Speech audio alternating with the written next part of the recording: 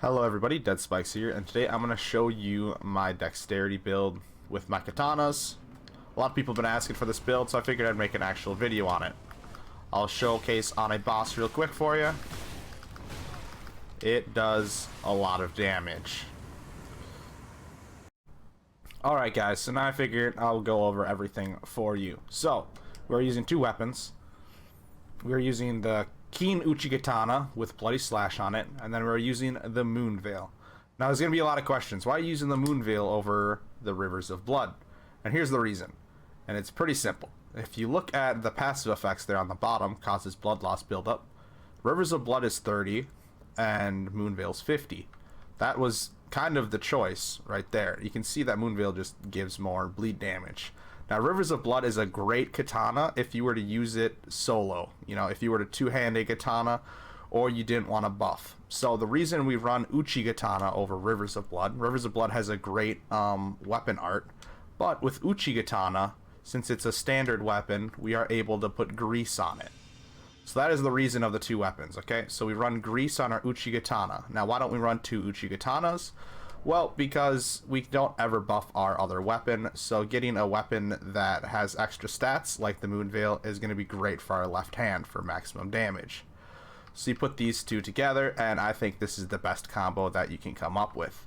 Now, the reason we have keen uchigatana instead of bloody uchigatana is because I went for max damage with bleed as a secondary damage type. You know, this build is not 100% built off bleed. It's not made to make bleed build up as fast as possible.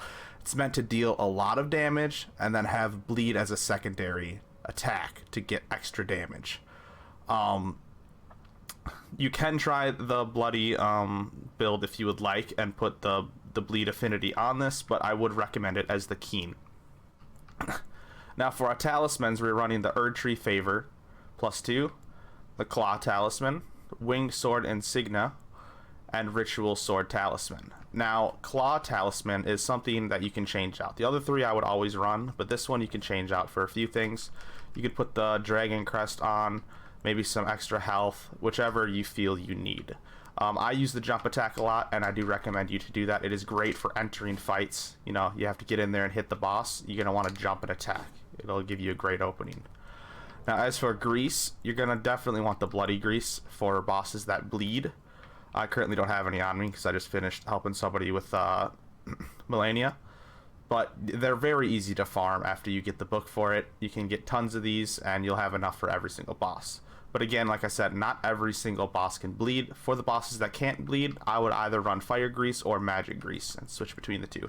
Those are both easily farmable as well.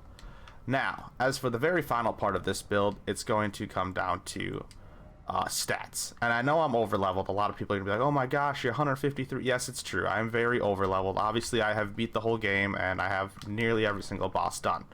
But I will show you what it looks like if you wanted to go to PvP level. This build does work for PvP. I'm just not much of a PvP player. So I'm at Renala and I'll show you what you would look at for a 120 build of this. You would match the same health. You would match the same endurance. And intelligence you'd bring to 40. And then you just pump the rest into dexterity until you hit 120 right there. That is the stats you would look at for a PvP build of this same thing. You would just drop the extra damage stats, but everything else would stay the same. So take a picture of that if you would like, and that's how you would build it. Now, I guess I didn't go over my armor, which is another thing. I'm running probably the most used armor in the game, Radon set. It just has great stats on it for its weight, great poise, just everything you need all in one armor set. Yeah, that'll pretty much do it for this whole build. I guess I can go over my 5-stick and my summon. So I use Mimic Tear as my summon. It's obviously the most used summon by far. It's so good because he copies you and he uses all of your hotbar items. So these ones down here. So you're going to want to make sure to have a grease on there for him because he will buff his weapon with it. And he will also use his flask to heal him. Mimic Tear is just crazy overpowered and I highly recommend everybody to use it who hasn't yet. And the very last thing I guess I can go over is the flask of the build. I do make my flask pretty specific. My 5-stick. Okay, right here. So I put on the one that makes it so the first hit will deal significant less damage, and then the second one is going to make it so I have stamina recovery. This is because we're trying to shred the boss as quick as possible. We want as much stamina as we can get. So with this 5-stick, we're going to be able to tank the first hit no matter what, and we're going to be able to swing a lot quicker for a longer amount of time. I highly recommend getting this setup. I don't think there's another setup that you can use. Unless you are going for a no-hit run completely, then you could maybe drop the opaline for maybe extra stamina. If you wanted to, you could also run a pickled turtleneck for some extra stamina recovery as well. That would definitely be great. Also, since we are running Ritual Sword, make sure to try to stay at max health. It will give you extra damage. That'll do it. Hopefully I covered everything, all the questions that you guys had. I don't use any spells. I know I have some on.